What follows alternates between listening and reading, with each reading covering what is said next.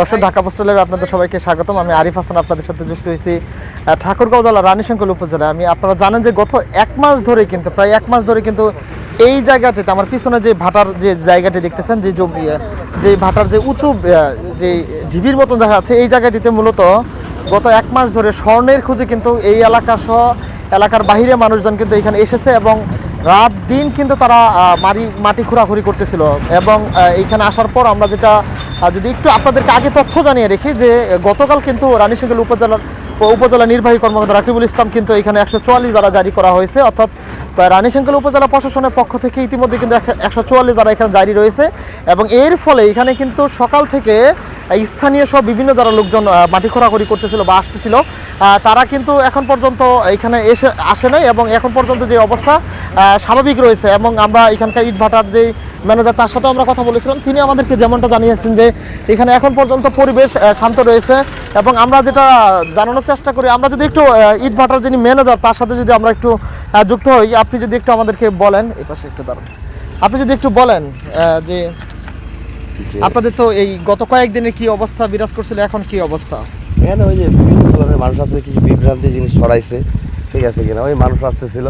তো গতকাল থেকে ওই 144 জারি করছে প্রশাসন আর কি, ইউনো মহোদয় উনি 144 জারি করার পর থেকে মানুষ আসা টোটালি অফ হয়ে গেছে আর কি। আর মানুষ তো এলাকার মানুষও সব বাইরে থেকে মানুষ আসতেছিল, সোশ্যাল মিডিয়ার মাধ্যমে এই জিনিসগুলো ভাইরাল হয়েছে বেশি, আর বাইরে থেকে মানুষ আসতেছে, মানে আসে ওই যখন থেকে 144 জারি করা হয়েছে তখনকার পর থেকে আর মানুষ আপাতত টোটাল কোনো মানুষ আসতেছে না। আপনারা পর্যবেক্ষণ করলে বুঝতে পারবেন এখন পরিবেশ এখন স্বাভাবিক পরিবেশ, আল্লাহ দিলে কোনো সমস্যা নাই।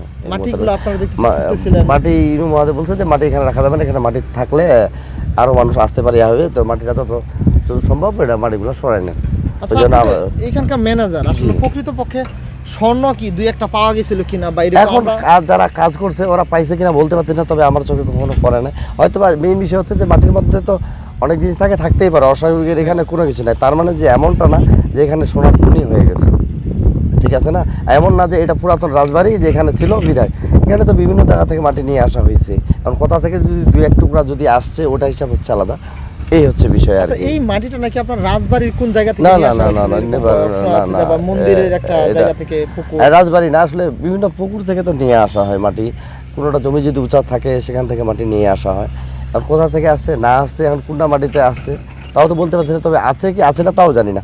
এরকম যদি হইতো তাহলে আমরাই তো ওগুলো তো নেট করতাম প্রয়োজন বোধে। আমার এখানে শ্রমিক কাজ করতেছে না, আর বিভিন্ন মানুষ বিভিন্ন ধরনের কথাবার্তা বলতেছে, মনে করেন যে এটা ওইটা এটা ওইটা, এই যে হিসাব আর কি গুজব বলা যায়। হ্যাঁ, আমার পক্ষে এটা গুজবে যদি দুই একজন পায়ে থাকে ওটা হিসাব নিকাশ হচ্ছে আলাদা, মাটিতে থাকতেই পারে, অস্বাভাবিকের এখানে কোনো কিছু নাই, ঠিক আছে, তবে আমার চোখে পড়ে নাই এই যে না আমার চোখে এখন পর্যন্ত পড়ে নাই।